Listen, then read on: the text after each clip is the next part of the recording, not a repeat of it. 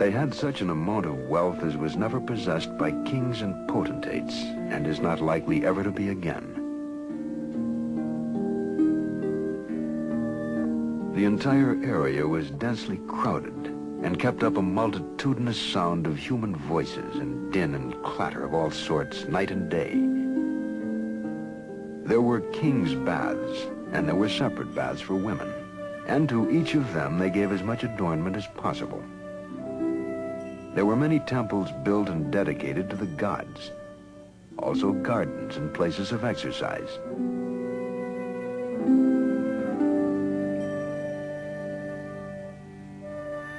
Over the centuries, the people of Atlantis apparently succumbed to the greed that seems eventually to afflict all civilizations. Their actions must have angered the gods, for Plato tells of Zeus calling them together to inflict punishment upon Atlantis.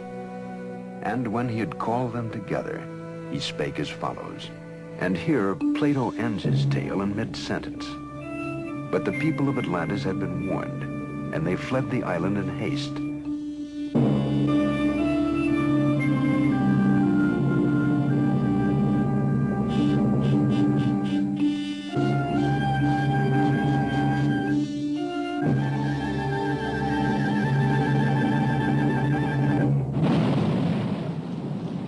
Zeus must have spoken, for the island was shattered by what may have been the most powerful volcanic explosion ever known. Immense tidal waves and earthquakes followed the eruption. Scientists dated the catastrophe at approximately 1500 BC. This same chronology coincides with biblical and other accounts from all over the world that speak of or hint at incredible natural disasters.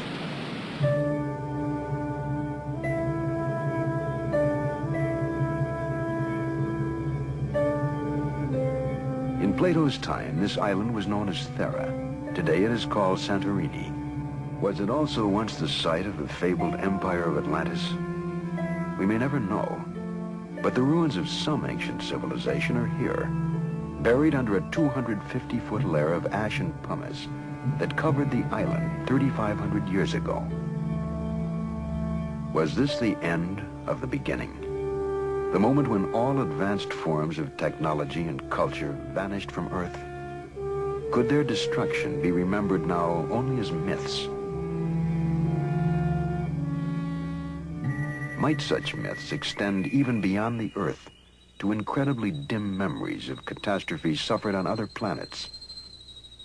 Light years from our sun, in the constellation of Bootis, there is a red giant called Epsilon.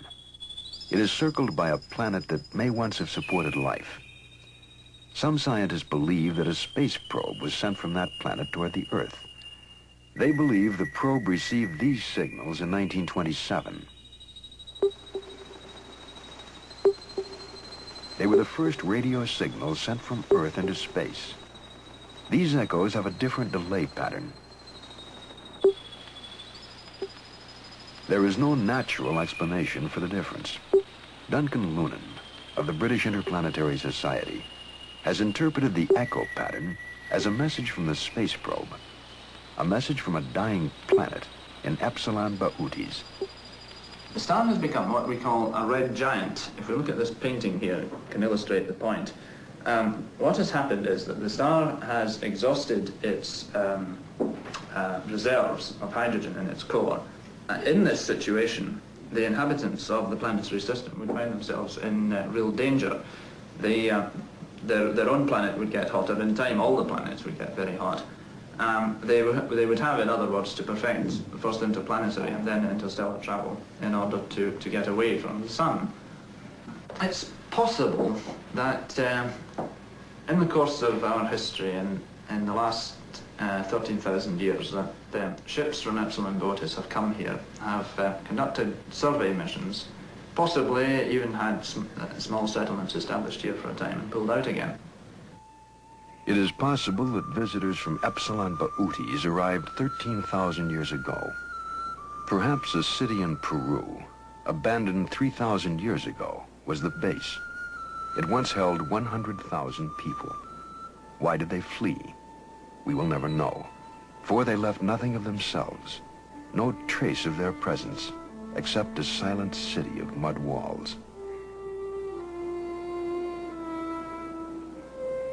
Might they have been colonists recalled to base in the face of an impending catastrophe? What happened here, on this windy plain, halfway between the sea and the sky? The only witness is a mute stone god who looks out at the ruins of a once great civilization and weeps. It has been estimated there exist 50,000 civilizations more advanced than the one we know. If only one of those civilizations saw its sun dying, it could have seeded the Earth. Someday, somewhere in the galaxies, we may encounter life that is remarkably similar to ourselves, and we will be able to confirm that the faint traces of ancient mysteries are the imprints of our ancestors from space.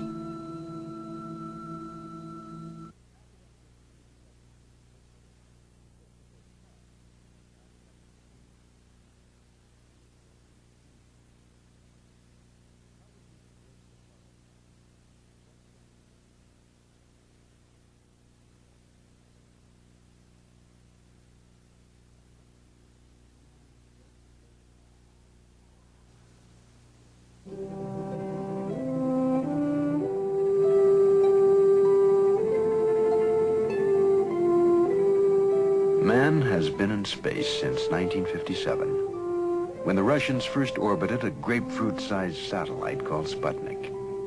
Since then, men have walked upon the moon and lived in laboratories that orbit the space between the Earth and the moon. Soon we shall reach out to the other planets of our solar system, and then to the stars.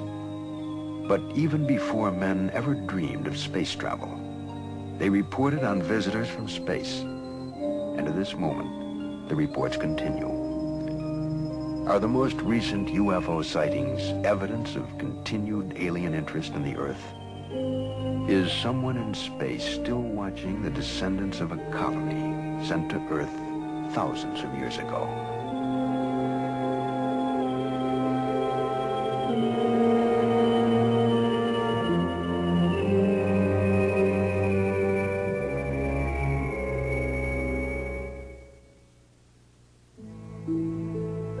This program was brought to you by Timex, the dependable watch, precision made to wear with confidence. Timex, the fashionable watch, style to wear with pride. 2 important reasons why more people buy Timex than any other watch in the world.